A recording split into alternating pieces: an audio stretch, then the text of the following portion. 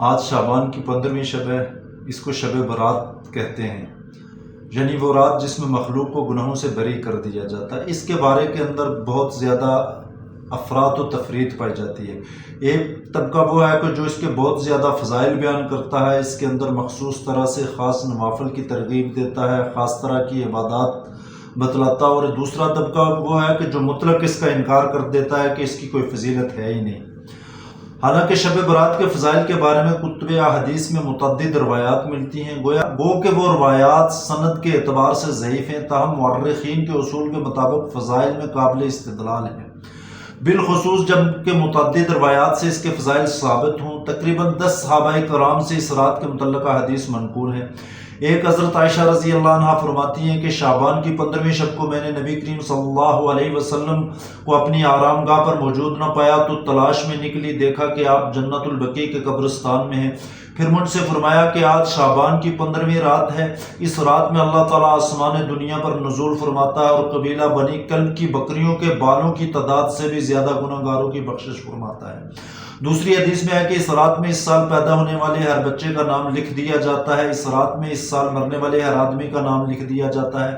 اس رات میں تمہارے اعمال اٹھائے جاتے ہیں اور تمہارا رزق اتارا جاتا ہے۔ اسی طرح ایک روایت میں ہے کہ اس رات میں تمام مخلوق کی مغفرت کر دی جاتی ہے سوائے 7 اشخاص کے، وہ یہ ہیں: مشرک، والدین کا نافرمان، کینہ پرور، شرابی، قاتل، شلوار کو ٹخنوں سے نیچے لٹکانے والا اور چغل خور۔ ان 7 افراد کی اس عظیم رات میں بھی مغفرت نہیں ہوتی جب تک کہ یہ اپنے جرائم سے توبہ نہ کر لیں۔ حضرت علی رضی اللہ عنہ سے ایک روایت منقول ہے کہ اس رات میں عبادت کیا کرو اور دن میں روزہ رکھا کرو کہ اس رات سورج غروب ہوتے ہی اللہ تعالیٰ اپنے بندوں کی طرف متوجہ ہوتے ہیں اور اعلان ہوتا ہے کہ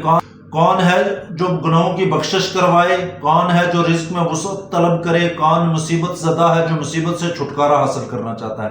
ان حدیث کریمہ اور صحابہ کرام اور بزرگان دین کے عمل سے یہ ثابت ہوتا ہے کہ اس رات میں 3 کام کرنے چاہیے: قبرستان جا کر مردوں کے لیے ایصال ثواب اور مغفرت کی دعا کی جائے، لیکن یاد رہے کہ نبی کریم صلی اللہ علیہ وسلم کی ساری حیات مبارکہ میں صرف ایک مرتبہ شب برات میں جنت البقیع جانا ثابت ہے، اس لیے اگر کوئی شخص زندگی میں ایک مرتبہ ہی اتباع سنت کی نیت سے چلا جائے تو اجر و ثواب کا باعث ہے۔ نمبر 2، یہ بات یاد رکھنی چاہیے کہ پھول، پتیاں، چادر، چڑھاوے، چراغاں کا اہتمام کرنا اور ہر سال کو جانے کو لازم سمجھنا،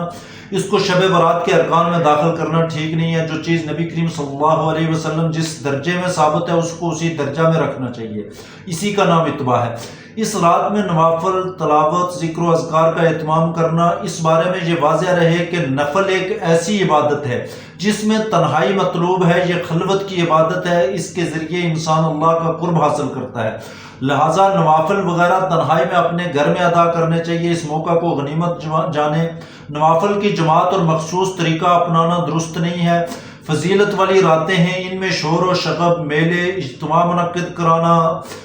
بلکہ یہ سارا شرعاً ممنوع ہے، بلکہ گوشہ تنہائی میں بیٹھ کر اللہ سے تعلقات استوار کرنے کے لیے یہ قیمتی لمحات ہیں، ان کو ضائع نہیں کرنا چاہیے۔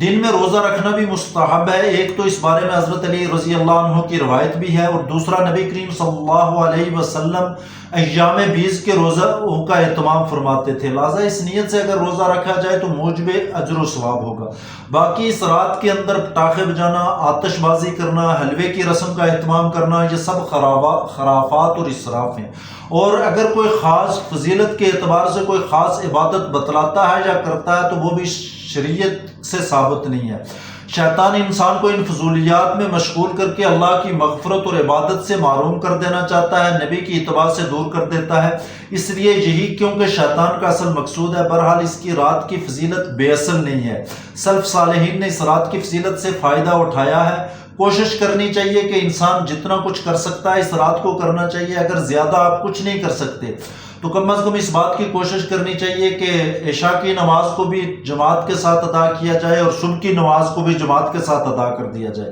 تو حدیث کے مطابق اس کی پوری رات عبادت کے اندر شامل ہو جائے گی اور اپنے آپ کو گناہوں سے بچایا جائے۔ تو اللہ تعالیٰ صحیح طور پر نبی کی اتباع کرنے اور اپنے حکم کی اطاعت کرنے کی توفیق عطا فرمائے۔